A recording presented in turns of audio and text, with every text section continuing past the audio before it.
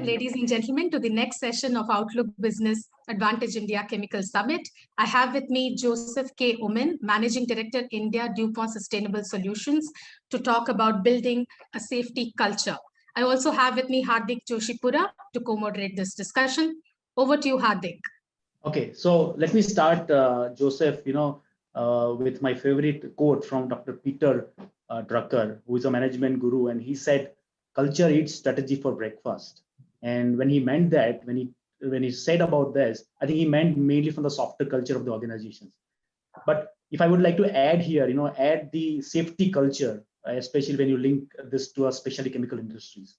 So my first question to you is, what are your broader views from the DuPont Safety Solutions perspective about culture of safety, especially in the Indian specialty chemical sector, especially in India? Thank you, Mr. Hardik. So it's a very good question related to not just specialty chemicals, but I would say all industries in India. Right.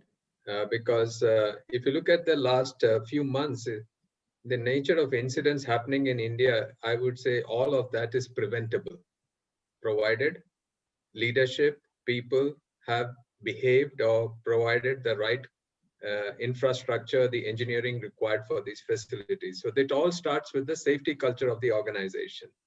Right. They determine the end results, whether people are working safely, whether plants are being operated safely. So the first thing I would say about safety culture is it starts with leadership commitment. Mm-hmm. Whether the owners or the stakeholders of this company have value for safety. Are they committed to make their plants operate safely? And also the people are equipped to provide and work safely. This is the number one starting point, that they provide the infrastructure, the people, the management system, the procedures and the guidelines to operate their plants safely. Right. Then comes the part about people, whether the people are trained, whether the people have the right skill set. So I usually use 3 factors to determine, whether the safety, how the person working safely. Number 1, I would say is, I know, I can, and I will. Okay. So to the question whether, what is the DSS view on safety culture in an Indian industry, I think it applies for all industries, whether it take you specialty chemicals, pharma, in steel, whatever the industry is. Right. The safety culture should be an integral part of the leadership management system. The first thing I would look at starts with the leadership commitment. Whether the stakeholders and the leaders of the organization are committed to providing the safety governance system, the risk management system in place. Number 2 is whether I have been trained, I have been equipped to do my job safely. And number 3 is, every day when I come to the work, I say I will follow all procedures, I will do what is expected of me to operate safely. And hence, when every single person does it in the I will stage, then you have a culture which what you call as to ensure that it is a safe operation. So in DSS, we typically, if you go to our website, you will see, which is commonly known as DSS Bradley curve, where on the y-axis is the incident rate. Right. So typically, you find people are in the reactive culture unfortunately in our country. Ye hota hai, incidents will happen. That's right. Right. Versus on the other end is, yes, it is preventable, and we as a management and we as a team are going to ensure that we will work safely to prevent all injuries in this site, all incidents in this site. And that is what I would say is the important part of a safety culture, to transform an organization from a reactive stage to a belief, collectively, we are a safe operation because we individually are committed to safety. Absolutely. Maybe one question which occurred to me, Joseph, is when you look at, the DSS, your client base, especially when you compare India versus, let's say, rest of the world, especially the European or the US countries. Most of the times, I believe that the companies who might reach out to you for providing or getting some kind of services, especially in India, would be more of when they have red flags in their systems, versus what are your thoughts, like, or what are your observations in terms of your European customer base or the North American customer base? Do they come to you for a kind of a proactive way? I mean, do you see some kind of a cultural shift or a mindset when you compare Indian companies versus the rest of the world? Well, definitely it depends upon which company to which company you're comparing. We also are fortunate to have good industrial houses who value safety as a high priority. So if you compare them with the companies in Europe or in North America, I would say they are very similar, because the management believes that, we have to make a change and we are committed to make the change. Which is a good thing to note.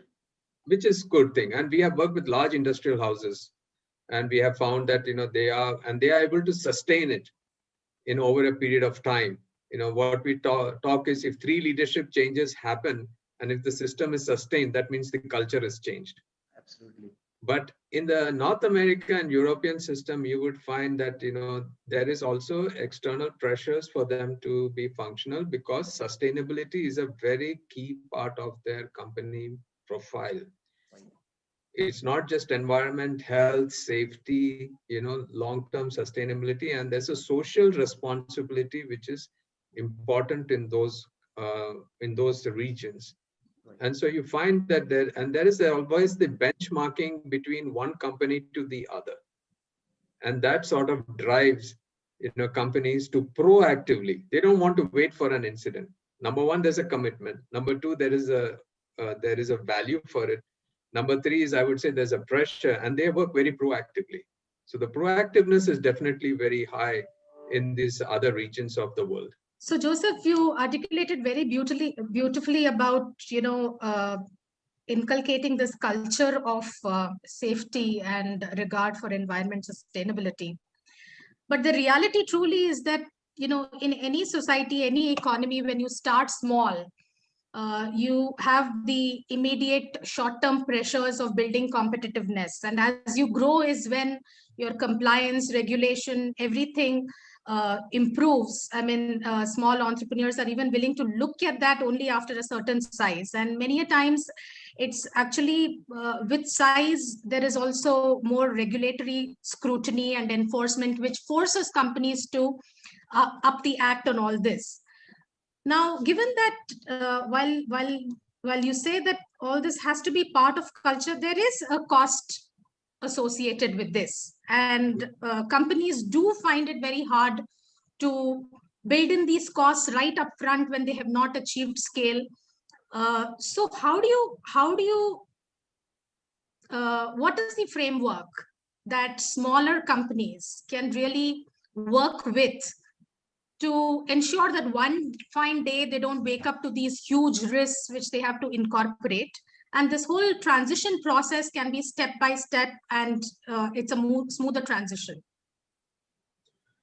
Definitely, that's a cost is a factor which people have to consider. But people also, the small enterprises, should consider what is the cost of doing business and for business continuity. As the owner of the company, the person should be able to sleep at home and say, yes, I have a high hazard process I'm operating with the volatility, with toxic materials. How do I ensure that the plant doesn't blow up? And then my business is at stake. So whether small or big, it always has to start with the mindset about risk management. So what we encourage, or what we typically do, is to tell people to think about risk governance system, where the leadership can look at their small operation and say, where is my highest risk in this particular process? And what is the consequences, unlikely event taking place, this incident taking place, what is the consequences related to that?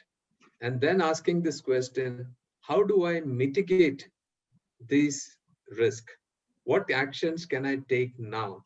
And so it's like a prioritization model, which we would recommend for the small scale and small size industries to look at. It's all basically based on the potential event being happening and putting this company out of business.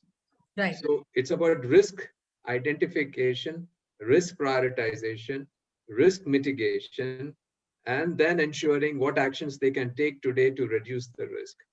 Once they do that, then what happens is people start noticing and the culture starts shifting also. So it is not that, there is a different part called safety culture. There's a different part called safety risk. It's all linked together. And once we work on risk, you will normally help people to understand the risk and able to function safely. So it's not about cost. It's all about, business continuity, cost of, operations, of a disruption. That is a huge cost for any business. Entrepreneurs have this uncanny ability to perceive what can hamper their prospects in the immediate term. And they often trade that for, long-term compromises, because that's not here and now. And, you can tackle the problem when you get to the bridge, sort of a thing. And that's why many things like environment sustainability aspects are still, even today we are happier with our thermal power plants and not probably accelerating as fast as other countries, because the risk perception is smaller. The second thing is, if there is any tangible financial cost that is associated with these things, then that obviously the promoters, entrepreneurs are care for more. So again, going back to this question, is there a hierarchy or evaluation system in terms of how you can think about these risks? What should come now, later? Is there a framework that you have developed? Yes, we do have a very structured framework for understanding risk and consequences. And we can create scenarios based on the nature of the hazards of operation and look at the consequences and the impact and put it on a scale by which it is very much visible to the owners of the facilities of what are the highest risk in which they are operating today. And should an event happen, what are the consequences going to be, whether it's fatalities, whether it is completely catastrophic failure of the plant, putting them out of business. These predictable models we have developed, and we use it to help companies understand their risk profile and help them go through the transformation process to mitigate those risks. Joseph, how do you compare the safety, environmental safety, health, all of these, gamut that ESG also constitutes in India versus, say, China and rest of the emerging world, in terms of the rules and regulations that are laid out by the local authorities, and second, in terms of compliance and adherence to those standards, because enforcement levels are also different in different parts of the world. Right. So if you compare with in China, the things have rapidly changed in these last 5 or 6 years. Right. There has been a number of catastrophic incidents impacting lives of people. And as you know, the government structure is very, very authoritative and compliance driven. They have an infrastructure in place to get it implemented. And so I have seen a great emphasis on compliance by the government regulators in China. And it is very punitive for both, for the industry and the compliance officer associated with that industry. So if there is an unfortunate incident in one facility, it is not only the owners of that facility is held accountable, but it is also the regulators associated in that area is also held accountable. So it is a double-edged sword. Mm-hmm. And with that process, they have rapidly moved up the ladder in terms of compliance. And what I've found is in these past few years, they have classified industries into 3 big buckets. One, which says that you guys cannot do anything anymore, so shut it down. So they just shut down those facilities, small scale industries or industries which are not capable to close the gaps versus compliance. The second is, yes, you are allowed to operate conditionally, provided these gaps can be closed. The third is where majority of the multinationals operate, like DuPont has operated, because they have invested for safety right from the beginning, 20 years back, 15 years back, looking ahead into the requirements. They have no issues. They continue to operate. They are encouraged to do more investments. Sure. Whereas today, what I find here is basically compliance. Very, very basic compliance. Examples, what we see here is like we require a firefighting system, fire hydrant, sensors, all these are installed, but never maintained. Right. It is just there. So it meets the very basic compliance, but the approach that, whether this is required one day and it should be functioning, it is not there. So what you find is it's very compliance driven, very reactive driven, but we also see industries who have taken pride to transform themselves and are also in the leading edge around safety. We see that extent also in India. But it requires a commitment, as I said earlier, to go up that curve of being a sustainable operations in terms of EHS. My intention is not to ring any alarm bells, but tell me how big a threat can safety and being lackadaisical in terms of sustainability, how big a threat could it be to India's growth story? Especially in chemical test, specialty chemicals, because that's really the booming segment right now. So I would like to put back two questions to all of us. Why would somebody come to India and what would he look for? Right? Why is somebody coming is because they need an alternate source of supplies, whether specialty chemicals and at lower cost and competitive cost and a stable, sustainable supply chain. This is the basic requirement. And there are political reasons why people are pushing to change the supply chains. Put that aside. The major thing is, as a supply chain manager outside the country would be looking at, need stable operations, stable supply chain, quality should be good and at a competitive cost. Now, EHS, if not done properly, impacts everything. Now, if you look at the recent incident, unfortunate incident of 3 days back, multiple fatalities, whole plant is shut down. Neighboring industries are impacted also. It's just not that one. Now, if I am the supply chain manager sitting outside, what the news would really jar me and say, is my supply chain stable? How am I going to be impacted? Is there going to be a disruption? Is there going to be a business continuity of my business? So for growth for India, very important that we have a safe operations, which gives confidence to the potential buyers of our product that there is an option here and we can trust and we can be sure that there will be business continuity, short-term, long-term, and in no way we will be impacted. So EHS is fundamental and foundational for the growth of specialty chemicals or any export-oriented product in India. Hardik, one last question from you. No, I was just thinking, when you look at the pharma intermediate manufacturing, they all generally talk about the supply chain transparency and regulatory support requirements as a part of the documentation process.